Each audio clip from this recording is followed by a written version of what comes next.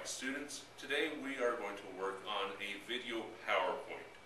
While I am talking, I'm going to have the PowerPoint going. I'll point to different parts of the PowerPoint as we go, trying to highlight different information.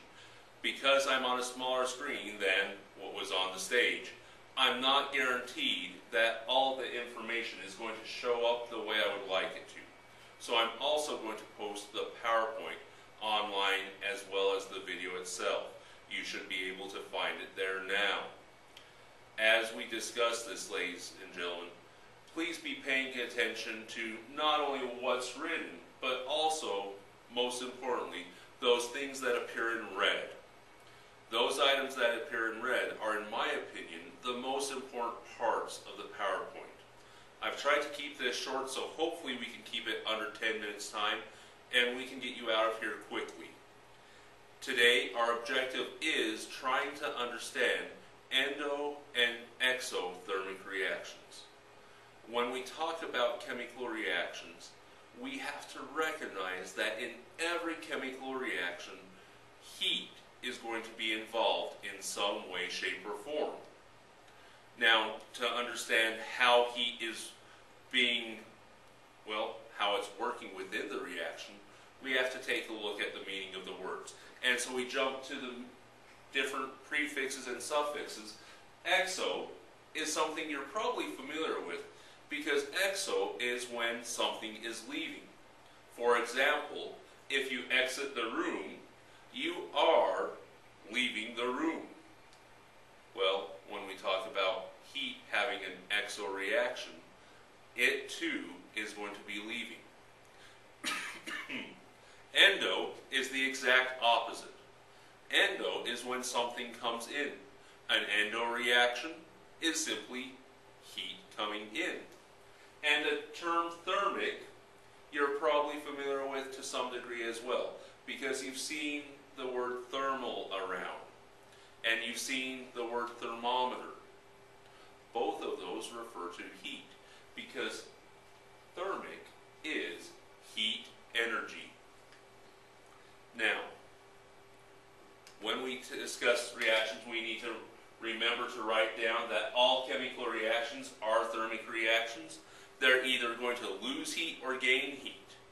Some of them it might be very small amounts, but all chemical reactions do have a transfer of heat. When we look at endothermic reactions, they're taking heat in, we've already stated that. Exothermic reactions release heat into the environment. Some of these are very obvious, ladies and gentlemen. Others, they're a little more tricky. And so I want to share a few examples with you to hopefully make it a little easier to understand. Let's start with endothermic, because this is the most challenging concept, taking heat into itself. Melting ice. If I want to melt ice, I can do that. I can grab an ice cube, stick it over my flames, and slowly, actually not that slowly, this ice cube is going to start melting. And I can feel the water dribbling right down my fingers. Well, the reaction that's taking place, even though it's just a physical reaction, it's still endothermic, because the ice is taking energy in from the surroundings. In this specific case, the surroundings is the flames themselves. And so that is an endothermic reaction. Evaporating water. If I want to evaporate water quickly, one of the easy ways to do it is to make a big pool of water that's very thin, stick a heat lamp above it, and that heat from the heat lamp is going to go down, excite all the water molecules as the heat goes into the water molecules and cause them to evaporate. In addition, photosynthesis. Hopefully you guys are remembering that term from last year. Some of you might be scratching your heads, but what is that about? Photosynthesis is that reaction that takes place inside of plants. We're going to discuss a lot about photosynthesis when we talk about ecology. But photosynthesis is the reaction of plants when they take in sunlight They take in carbon dioxide and they start creating sugars. It's an endothermic reaction because without the sunlight, plants will not photosynthesize. Moving on to exothermic reactions. Exothermic reactions are a release of energy, and we have a lot of easy exothermic reactions. For example, gasoline burning. I know the flame that you see here is not gasoline, it's natural gas, but the burning of fuel is exothermic. The energy is being stored in the fuel, for example, the gasoline of a car, and as the energy is released, it creates a lot of heat. If you've never experienced the heat that a car creates, I suggest you stay away from the mufflers of your car after your parents have drove around for an hour, because quite frankly, that's not a fun thing to touch. I've done it once or twice by accident, and it produces a lot of heat just driving a car around. Having an acid base reacting to become neutral is an exothermic reaction. Dynamite exploding is also exothermic. As the dynamite explodes, it releases energy all around. That's why miners and various people who dig into the ground use it, because the energy breaks the rock up around the dynamite. Even concrete, as it hardens, is an exothermic reaction.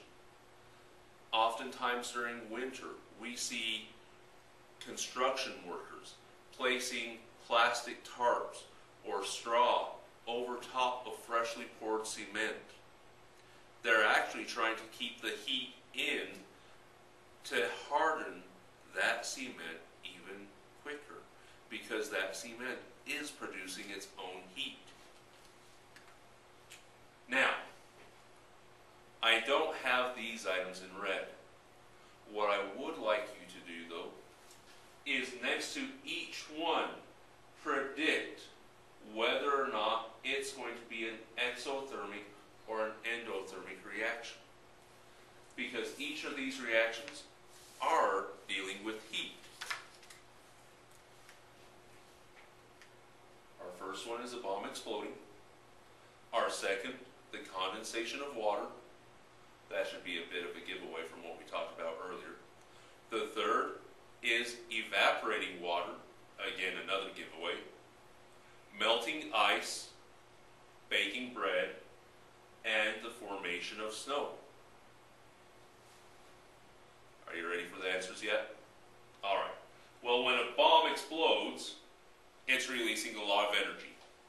And so that is an exothermic reaction. When we see the condensation of water, that too is releasing energy. Energy from the gas vapors has to be removed from the vapors for the gas to liquefy. And so it's exothermic. Evaporating water, we already listed as an example. That's endothermic. Melting ice, we also showed it to you. That is endothermic. Baking bread, placing that nice soft dough into the oven, allowing it to rise. Well, you know that the oven is producing a lot of heat trying to cook it. So that has to be an endothermic reaction. And the formation of snow, that too is exothermic.